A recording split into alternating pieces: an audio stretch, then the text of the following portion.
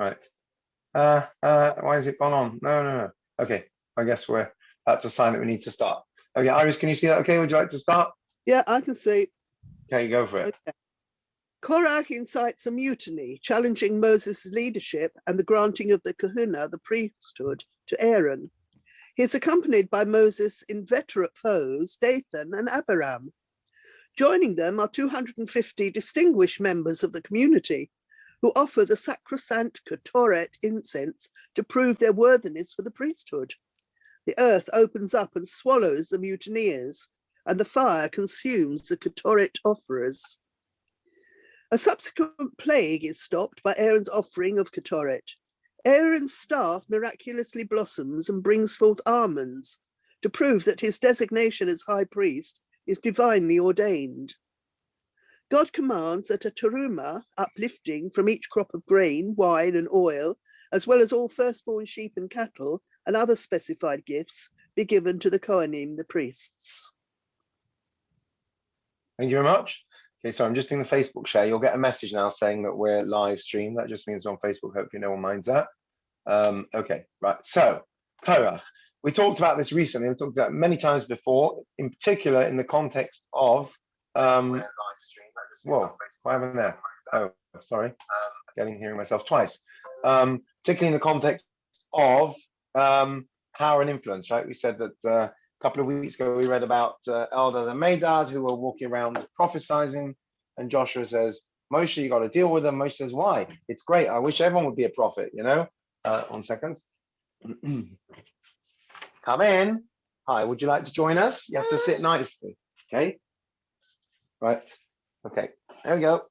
Right. So what were we saying? Yes, Eldad and Medad are going around prophesying. I think you say prophesizing in my youth, but then I think say prophesying. And Yahshua says to Moshe, you know, it's a chutzpah. He says, what are you talking about? It's great. I wish everyone would be a prophet. Korach comes along and says, share the power. And Moshe says, no way. God will decide, and the earth opens up and swallows them. And we said, what's the difference? So he said, one is a power grab, and one is influence. Influence you can share, power you can't. So let's have a look at Korach's claim, and let's have a look at the nature of leadership in Judaism, which is something Rabbi Sachs writes about a lot, not surprisingly, as a leader. So here, let's have a look. Exactly what happens in this week's Sedra when Korach gets his mob together. Who would like to read number 1? I'll read. They combined against Moses and Aaron and said to them, you have gone too far, for all the community are holy, all of them, and the Lord is in their midst. Why then do you raise yourselves above the Lord, congregation? Right. Okay. So Korach comes along and says, surely we're all holy. We each have the power. We discussed this recently. We spoke about the Kohen and their special role as a teacher. We said that anyone who chooses to live a pure life actually can achieve that same kind of level. I think we quoted one of the commentaries. Do you remember? I think it was Rambam that said, Maimonides, it's not only the Kohanim, but any person that chooses to live an exemplary life can basically be a teacher and a role model. So what's wrong with what Korach said on the surface, prima facie? Anyone know what's wrong with it?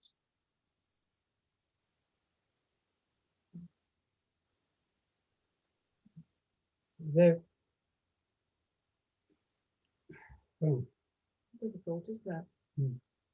Well, they were going against what God said. God had said that it's for an ulterior motive. It wasn't. It's not. Right. So it's not the content so much. Right. It's not the content so much as the context. That if you come along and say we're all holy, we can all come close to God. You know, why do you have to go through you? And you're sincere with it, and you mean it genuinely, and you're absolutely 100% pure in your motives. Then I've got no issue with you. That's a beautiful concept. The problem is if you're not sincere, and you're just basically saying, you know, why do you have to have a high priest? And if we're going to have a high priest anyway, who said it should be you and your brother, basically? So which is it? Is your issue with the moral leadership, or simply that you want to take over? So, very different things. On the surface, right, we know Korach was basically, it was a power grab, right? He wanted the power for himself. There's no indication that he wanted it for for noble reasons. We also know that there were different people in his crew who all had different issues with Moshe, if you recall. They all had their own beef. So he found a bunch of disgruntled people, threw them all together. But let's look at the content of his statement. Is it actually, are the congregation all holy? Is every person holy? All of them? Yes. Is the Lord in their midst? Yes. These are all things that the Torah tells us. We'll see some of the quotes in a minute. So it's interesting. One of the issues, evidently, is that one of the complaints that some of the commentaries bring up is that we've talked about this before. Congregation, singular or plural? Singular. Yes, singular. A congregation. A congregation. Right. So, interestingly, if we look at the Hebrew, let me see if I can do this 1 second. Let me see if I can get my spotlight to work. Here we go. Is that working? Yes. Just. So it says, Vayikalu al Moshe v'al Aaron. Don't know how clear that is. 1 second. Oh, maybe this will be clearer. Oh, no, it's not working. Sorry. Trying to get a spotlight going. Never mind. Okay. There, you can just see that pen moving, hopefully. So, Vayikalu, they gathered al Moshe v'al Aaron against Moshe and Aaron, Vayomu aleihem, and they said to them, Rav lachem, it's too much for you. You've taken too much upon yourselves. Why?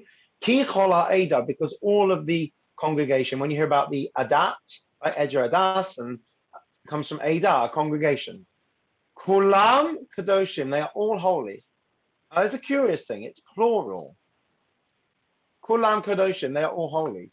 So one of the commentaries suggests that their flaw here is that they're not recognizing that the holiness and the sanctity derives from the collective. The community as a whole are holy. One of our shiurim that we did over Shavuos, we talked about one of the reasons for davening with a minyan is basically that you're throwing your lot in with everyone else. So even if you're not the holiest, most pious person, hopefully someone in the minyan is, and they will carry your prayers upwards. So you're basically throwing your lot in with everyone else. So it's not the individual holiness, but rather the holiness of the congregation. So interestingly, they use the plural. So rather than saying kol ha'eda kula kadosha, which would be singular, the whole congregation is holy, they say they are holy. So possibly there's a flaw in their understanding of what a community is, that it's the collective that gives us our holiness. Anyway, that's one suggestion. Or alternatively, is called upon to be holy, because holiness is something we have to work on rather than being a state. We're not automatically holy. So there's a few arguments if you want to nitpick what they've said. Yes, please change. Okay, you have to, if you want to sort of pick apart what they've said. Anyway, but on the surface, there's nothing wrong with their claim. Some of the things the communists said are actually, I mean, the idea of, having plenty of food for everyone, no one should go hungry, sounds great. It just never worked out in practice, So some of the things are not necessarily bad. Let's have a look at some of the sources behind all of this. So if this will work, hopefully. Oh, it's not working. Why not? Sorry. Oh, I have to close this. Okay, one second. Still learning how to use Zoom. Right. Okay, next slide, number 2. Who would like to read this? This is from... I'll read it. And let them make me a sanctuary, and I may dwell among them.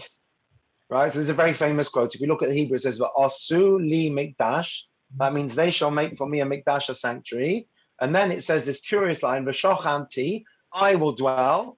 The next word you would expect to be in the sanctuary, and the next word in Hebrew is plural. B'tocha means amongst them. So they will make a sanctuary for me, and I will dwell amongst them, rather than in it. So from this we learn that it's not just the physical sanctuary, but it's the sanctuary that we make in our lives through holiness. So this is something that Korach touched on. He said, all people have the potential for holiness. It's true. We said it. God says, I'll make a sanctuary. He doesn't say they'll make a sanctuary and then I'll dwell in with the high priests. He says, I'll dwell amongst them, each and every one of them. Let's see another quote. Let's see about the cloud that accompanied them. Who would like to read number 3? Any volunteers? I will. For over the tabernacle, a cloud of the Lord rested by day, and fire would appear in it by night. with you of all the house of Israel throughout their journeys. Right. So again, we've got in what's this cloud? It's the divine presence. The divine presence rests by day and night. Everyone sees it, right? Everyone has access to it. So we see this throughout in many places. So what's wrong with their, next slide, I can't remember. All right. What's wrong with their statement? Their question, why do you set yourselves above God's congregation? On the surface, it's a fair question. So the answer lies in the understanding of leadership and the role of leadership. And as someone touched on earlier, that of course,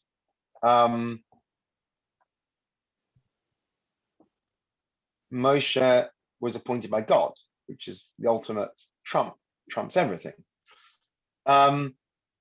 What's the most famous building in the ancient world that you can think of? Temple. Temple. What else? Tower of Babel. Tower of Babel. Pyramids. Yeah. Yeah. Think about a pyramid, not just a pyramid. They had various other buildings, the ziggurats in Mesopotamia, apparently, and of course the Egyptian pyramids. They were all basically narrow at the top and wide at the bottom, and that's not accidental. It represents the hierarchy and the social order of those societies. You have Pharaoh at the top. He's the pinnacle, the point at the top, which is closest to heaven, right? He's the godly one, or the god in some cases. And at the bottom, you have obviously a much larger cast of people. So who's at the top of the pyramid is the king, the leader. He's the one that's closest to heaven, the elites, right? And then you have in descending order. When you get to the masses, they're at the lowest level. They're at the bottom of the pecking order, right? And that was widely believed to be how you run a society. That's how the universe works as well. The sun rules the heavens. Lions rule the animal kingdom. The king rules the nation, right? To quote Aristotle, if we may, some are born to rule, others to be ruled, right? Like in India, you're born into your caste. So that's how most societies ran. So along comes Judaism and says, no, that's not true. Every single person is created in the image of God, not just the king. No one can rule over someone else without their consent, on the one hand. On the other hand, you need leadership. You need someone to direct things. You need a captain, you need a general, you need a government, right? We know that it says in Pirkei Avot that if you don't have government, you have anarchy. And here's a quote from Judges. Who'd like to read number 5? Nice short one. Anyone? I read, Please. in those days there was no king in Israel. Every man did as he pleased. Right.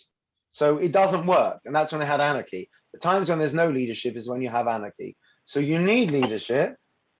On the other hand, it's not the traditional understanding of the rest of the world of leadership. How do we understand leadership? So it's almost an inverted pyramid.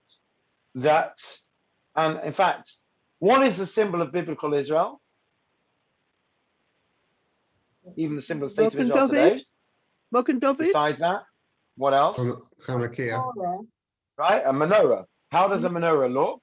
It's wider at the top with multiple branches, and it's narrow at the bottom. It's the inverse of a pyramid.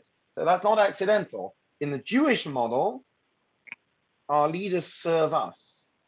It's a very different idea. Moshe, well, we'll see in a minute. So the inverted pyramid, the menorah is broad at the top and narrow at the base. So in that model, the masses are at the top of the pyramid. They have access to heaven. They are close to heaven. They can achieve. They can reach. And the leadership is below the masses. What does that mean? It doesn't mean they're really below the masses. It means, let's see what it says. We know what it says about Moshe. We just read it the other week, right? What does it say about Moshe? Anyone want to read number 6? Who hasn't read yet? I'll read. Go for Now, it. Moses was a very humble man, more so than any other man on earth.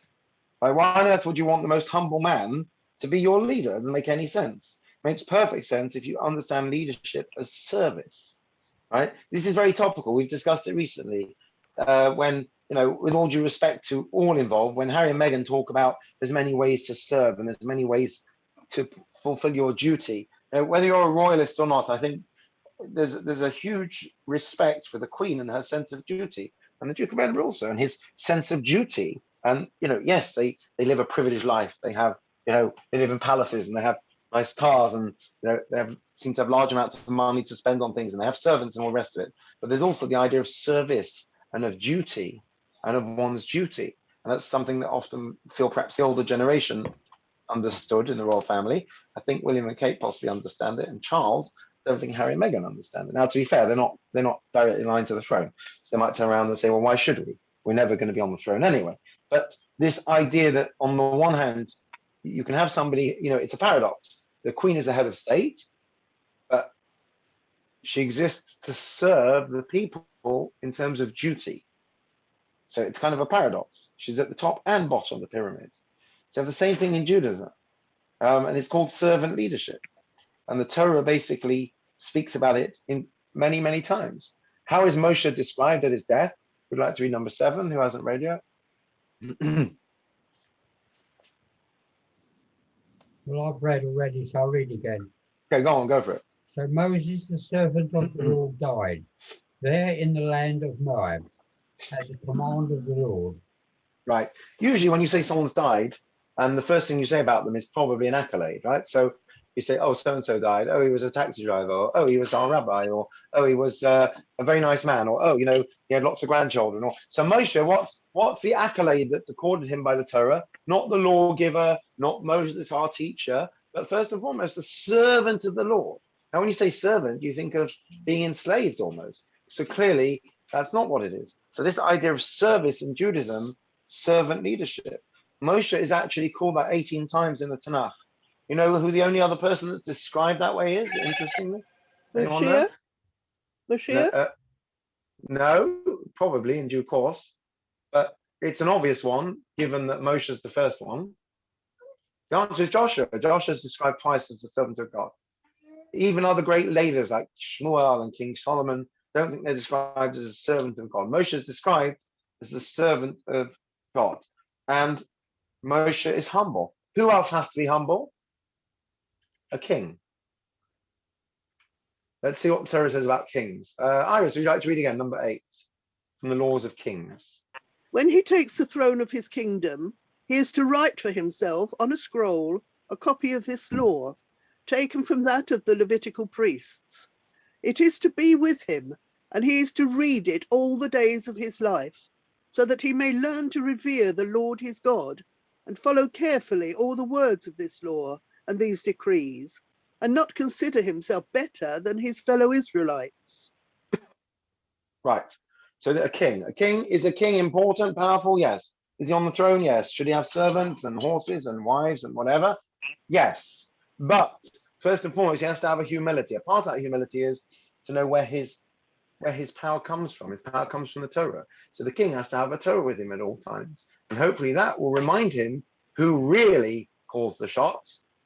And therefore, he will realize, very interesting point here, that he won't consider himself better than his fellow Israelites, right? A common feature of leadership is hypocrisy, right? Again, if you go back to communism or dictators or, people say, Dominic Cummings, yes, I'll mention him, the rules don't apply to me. That's a common feature of leadership, unfortunately. So the king has to follow the same mitzvahs as everyone else, right? Chief rabbi has to do the same mitzvahs as everyone else.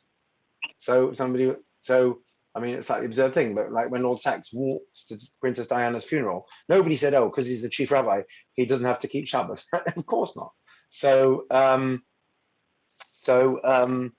we're all bound by the same Torah. So that should give the king a certain humility. Let's see some of the other laws that apply to Jewish kings. Here we go.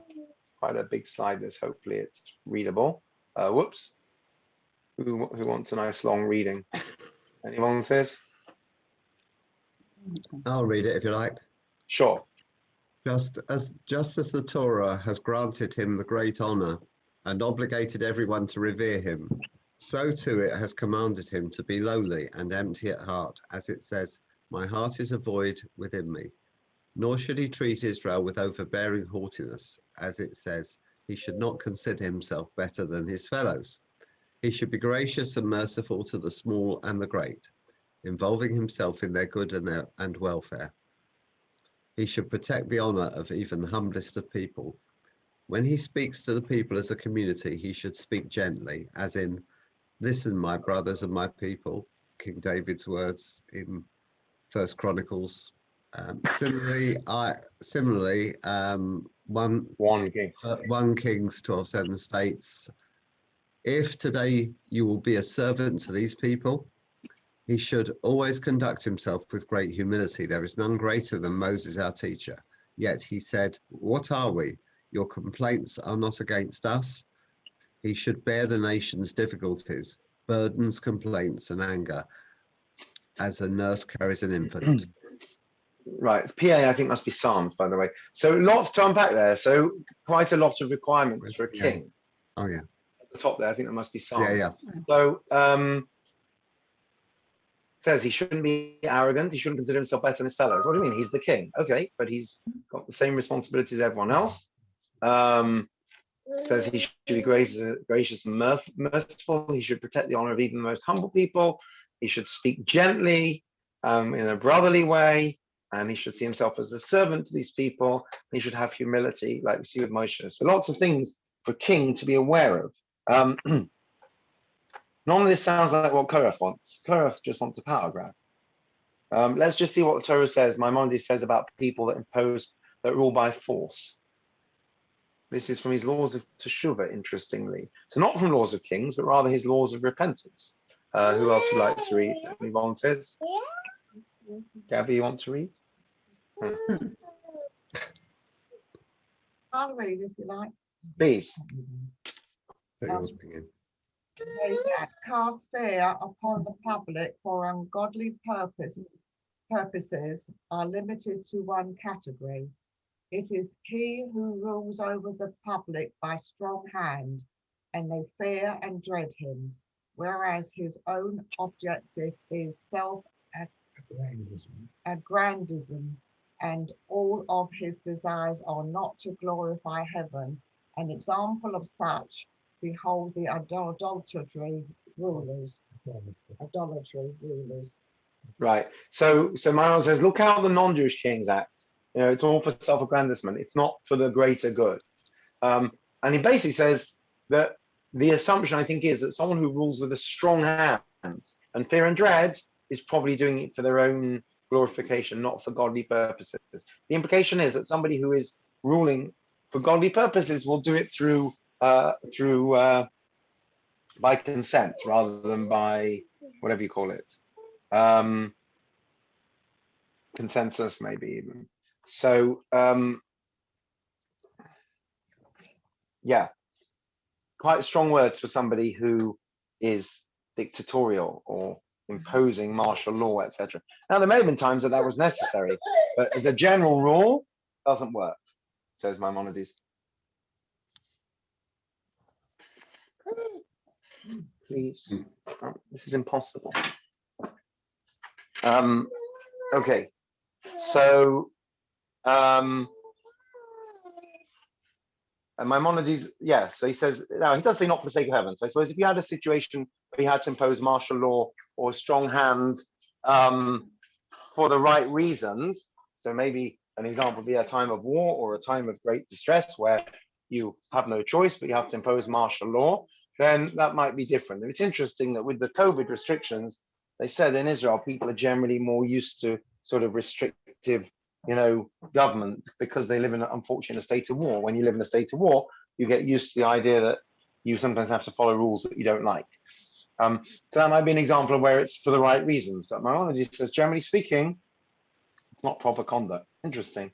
I didn't put it on the screen, but we told the story before of Rabbi Gamliel and Rabbi Yoshua. I don't know if you remember this one, where he made him come on Yom Kippur with his, they had an argument about the date of Yom Kippur, and Rabbi Yoshua had ruled differently from Rabbi Gamliel, and Rabbi Gamliel basically publicly humiliated him by making him come on the date that he thought was Yom Kippur and carry his walking stick, which would be breaking Yom Kippur. And as Rabbi Yoshua became very ill from it. I don't know if you remember this story, but the other rabbis basically rebelled and they protested and they said they weren't happy about the shame and embarrassment of Rabbi Yoshua. And eventually Rabbi Gamliel, I think, apologized publicly. It seems as a result, but do you remember that incident? We've talked about it once or twice before. I remember that incident.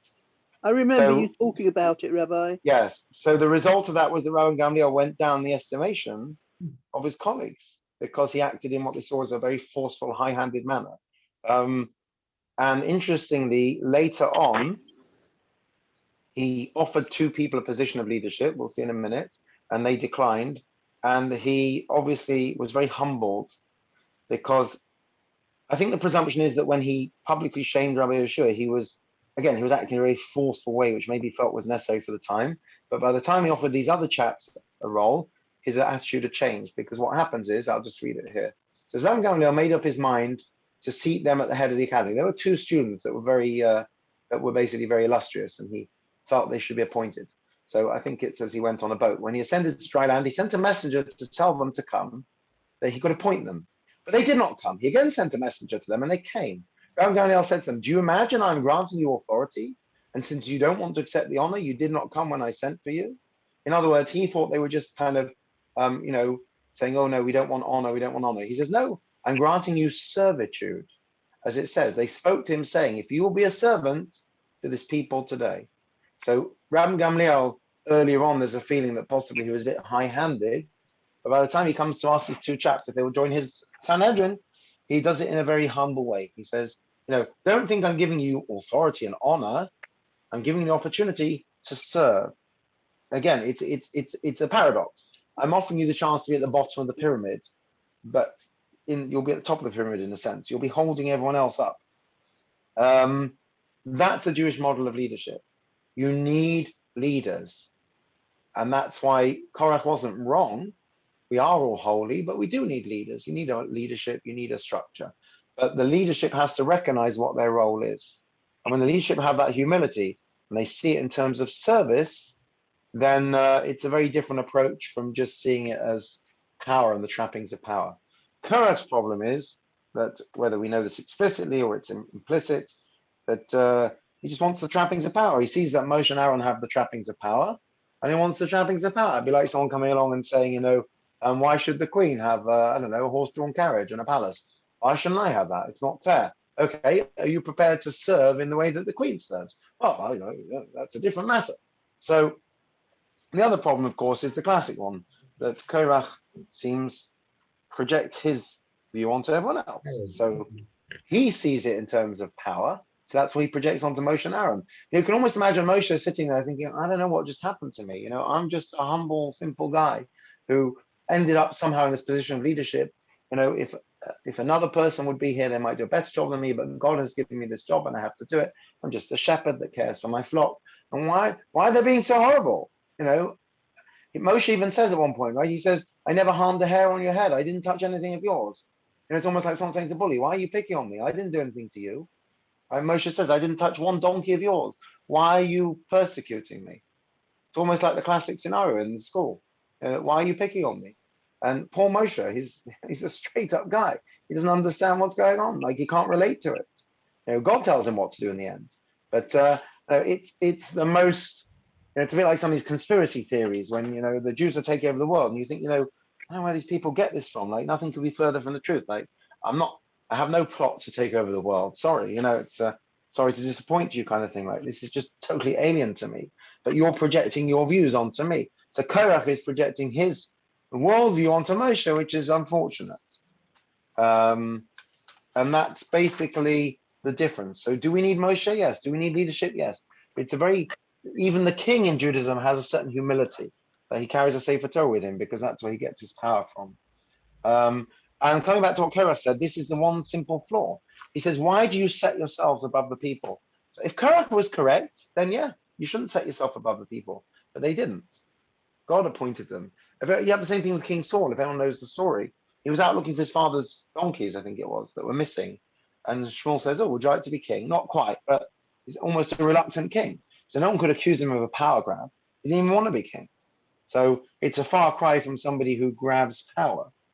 So the assumption is that Korach is projecting his worldview, unfortunately, onto Moshe. And the reality is that it's all about humility, as we see.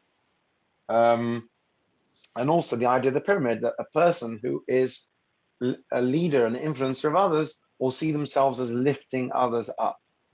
I think they said once in shul that the Rebbe bent down to pick up a piece of paper or something, and someone was horrified and said, you shouldn't have to do that. I'll do it for you or whatever. And he said, don't worry, the role of a leader is to elevate things. So in order to elevate, you have to get below it. So it's this paradox again. If you see yourself at the top of the totem pole, everyone else is below you, that's not going to work. Moshe doesn't see himself in that way. If you see yourself, yes, you're a leader, but your role is to lift others up and to elevate, then the interesting thing is, in order to elevate something, you have to be below it.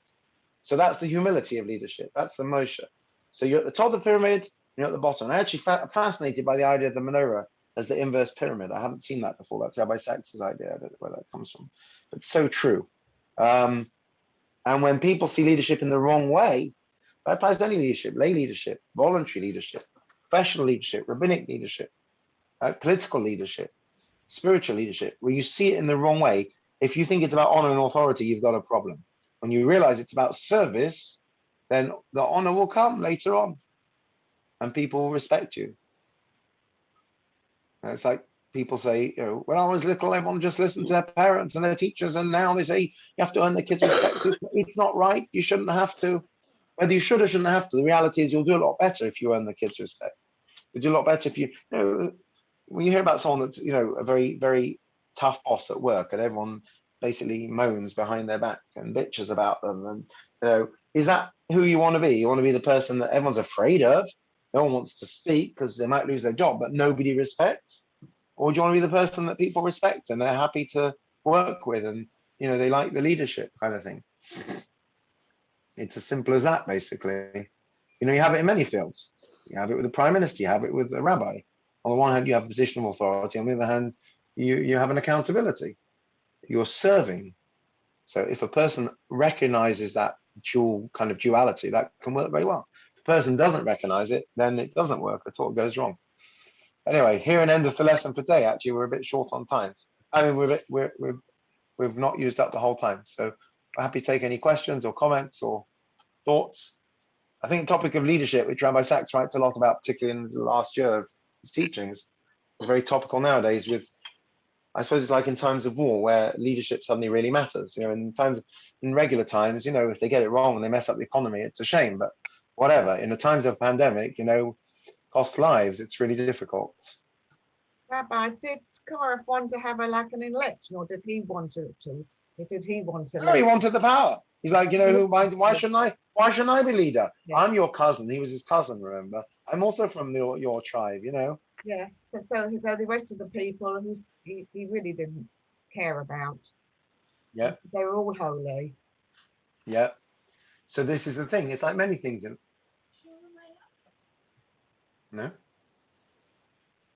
It's by the side of your bed on the other side. So like many things in life, you can say something which on the surface it's all about how you say things. So as we said, in fact, Korach was very smart because the claims he came with were on the surface reasonable. Everyone's holy. I think the little twist about the plural is quite fascinating as well.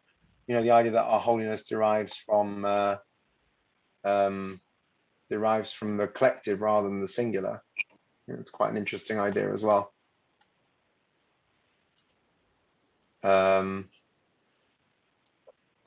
Okay, any other thoughts?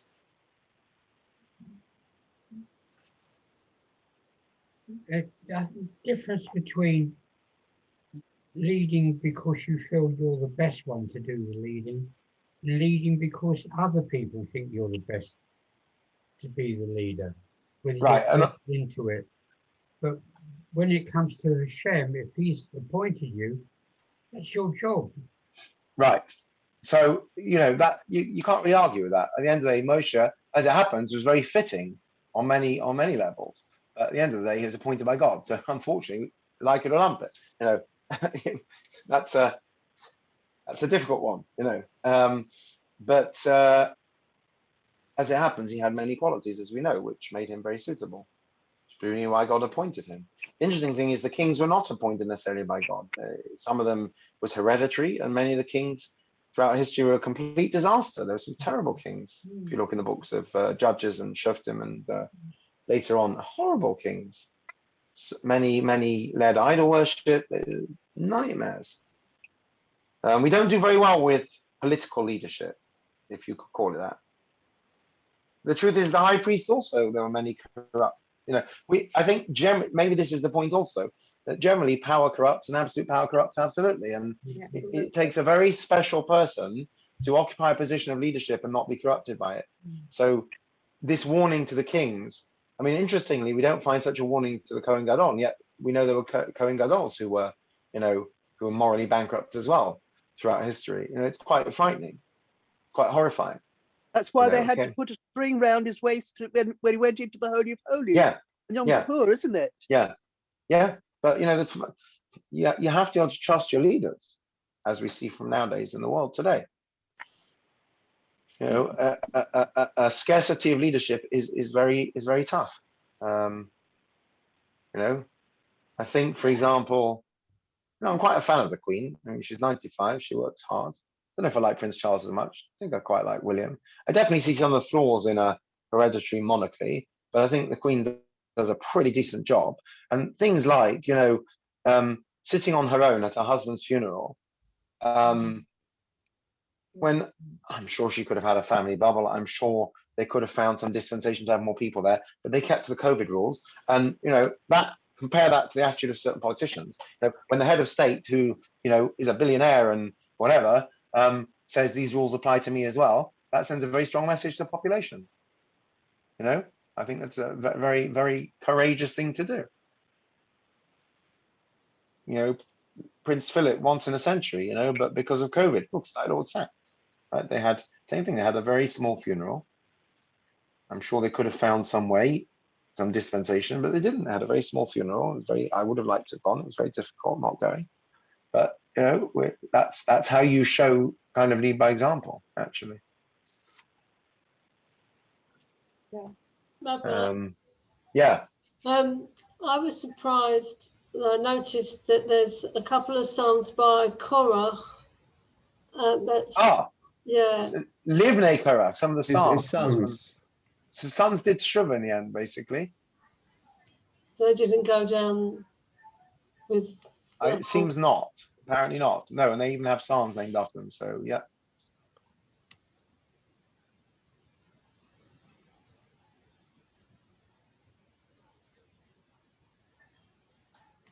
Okay, I think we'll let everyone out early for good behaviour. So yeah, we have been very good. Yes. So nice to see everyone. We're always very good. Yes. No, not always. And we have a good day. Yeah. Bye.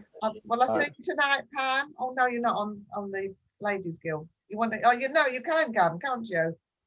The thing is, I've got a meeting at 8 o'clock, so if I can get onto Zoom just for a few minutes, I'll try to.